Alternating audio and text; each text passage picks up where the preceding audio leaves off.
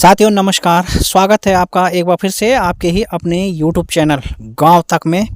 और आज हम आपके सामने एक बार फिर से एक नए रिएक्शन के साथ, एक नए मुद्दे के साथ और एक नए मेंबर के साथ हाजिर हैं।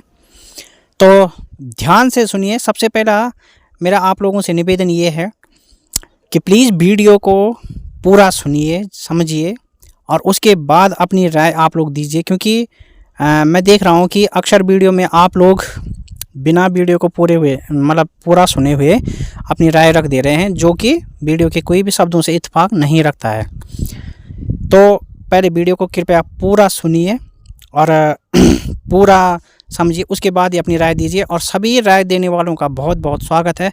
अपनी अपनी मानसिकता के अनुसार जो जैसी भी राय देता है सबका वेलकम है। और जो लोग सब्सक्राइब कर रहे हैं उनका दिल से शुक्रिया, दिल से धन्यवाद, उनका दिल की गहराई से कि भाई वो अपने भाई को सपोर्ट कर रहे हैं। तो थैंक यू सो मच आप सभी भाई बहनों का। तो अब मैं आता हूँ अपने आज के विषय पे, आज के रिएक्शन पे। अच्छा साथियों, मैं आपसे एक सवाल पूछूंगा। खटीमा से रुद्रप्रयाग की दूरी कितनी है?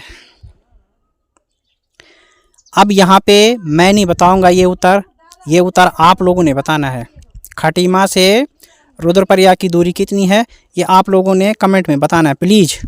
और जब आप लोग कमेंट में बताएंगे तो आपको खुद ही पता चल जाएगा कि हमारे उत्तराखंड में कुछ ऐसे भी ब्लॉगर हैं जिनको उत्तराखंड की भौगोलिक स्थिति का पता नहीं और वो दूसरे की बातों पे प्रतिक्रिया देते हैं। कहने का मतलब, या तो आप भौगोलिक स्थिति का उल्लेख मत करो वीडियो में, सीधा प्रतिक्रिया दो, या फिर अगर आप कहीं पे भौगोलिक स्थिति का हवाला देते हैं तो उसकी जानकारी पहले आप थोड़ा सा चेक कर लीजिए, उसके बाद ही आप जानकारी दीजिए। क्योंकि गलत जानकारी देने से आपकी जानकारी हीन होने का भी पता चलता है कई बार। तो हमारी उत्तराखंड की एक मशहूर बहन ब्लॉगर है कोई, तो उन्होंने खटीमा से रुद्रप्रयाग की दूरी जो अपने रिएक्शन के माध्यम से बताने की कोशिश की है, वो उन्होंने 1000 किलोमीटर बताई है। तो क्या ये दूरी वाकई में 1000 किलोमीटर है? क्या ये जानकारी सटीक है? क्या ये जानकारी तर्कसंगत है? आप लोग ज़रूर बताना। तो उन ब्लॉगर ने जो है, मैं यहाँ पर नाम नहीं लूँगा उनका, बिल्कुल भी नहीं, आप थंबनेल से समझ जाना।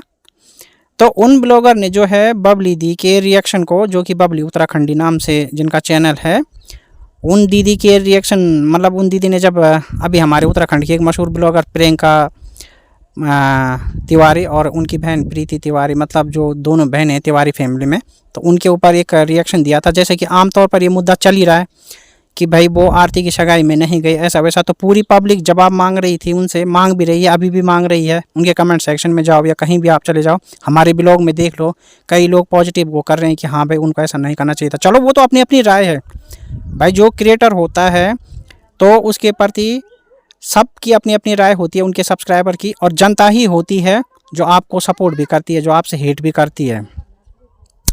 तो ये बात है। तो उन्होंने, बबली दी ने भी एक रिएक्शन दिया होगा, तो इनके द्वारा बबली दी के रिएक्शन पे प्रतिक्रिया करते हुए कहा था कि आप उस व्यक्ति के बारे में बोल रहे हैं जो कि आपसे 1000 किलोमीटर दूर बैठा है।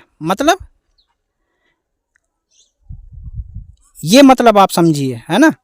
तो बबली दी ने उन पे रिएक्शन दिया था, तो वो कह रही हैं भाई कि आप उन व्यक्ति के खिलाफ रिएक्शन दे रही हैं जो आपसे 1000 किलोमीटर दूर बैठा। क्या केवल उसी की ठेकेदारी है? क्या केवल उसी की जिम्मेदारी है?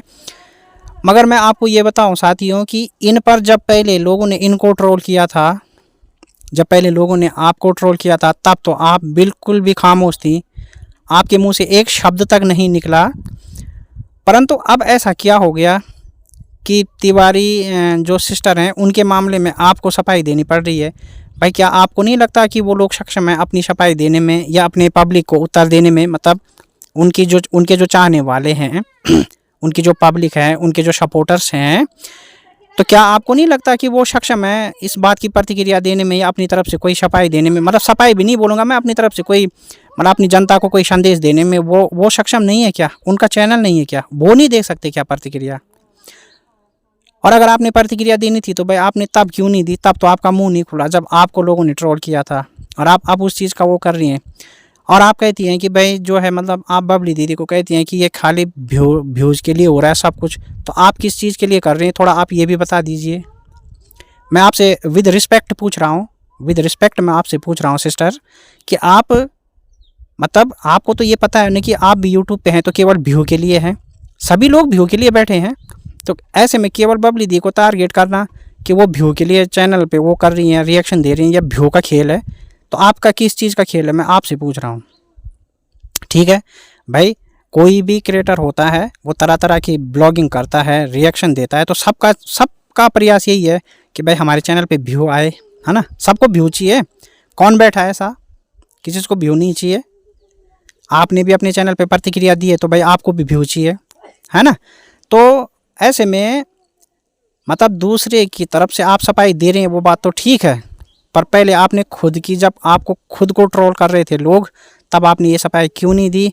क्या तब आपको शब्दों का पता नहीं चल रहा था कि मैं क्या शब्द चयन करूं? या फिर तब आपकी गलती सचमुच थी? इसका मतलब तब आप गलत थी। जब लोगों ने आपको ट्रोल किया तो इसका मतलब आप तब गलत थी, है ना। और आपको अब बोलने का मौका मिल रहा है तो कहीं ना कहीं आप भी तो व्यू के लिए कर रही हैं ना, कि आप उनकी ओर से कूद पड़ी हैं मामले में, तो भाई आपके भी व्यू आ जाएंगे और साथ में आपको एक सोशल इमेज भी मिल जाएगी, आपकी वाहवाही भी हो जाएगी कि हाँ भाई देखो, मतलब ये होते हैं सपोर्टर, ये होते हैं ऐसे। तो ऐसे में किसी पर्टिकुलर पर्सन को टारगेट आपने किया क्योंकि उनके खिलाफ तो रिएक्शन कई लोगों ने दिया है। उनकी इस बात पे, मतलब तिवारी फैमिली या प्रियंका प्रीति तिवारी के लिए तो रिएक्शन कई लोगों ने दिया है, कई लोगों ने कमेंट सेक्शन में कई बातें लिखी है। तो ऐसे में आपने एक पर्टिकुलर ब्लॉगर को टारगेट करके बोला है, ये बात तर्क संगत नहीं है। और ये बात ठीक उसी तरह है जिस तरह आप दूरी 1000 किलोमीटर बता रही हैं अपने ब्लॉग में।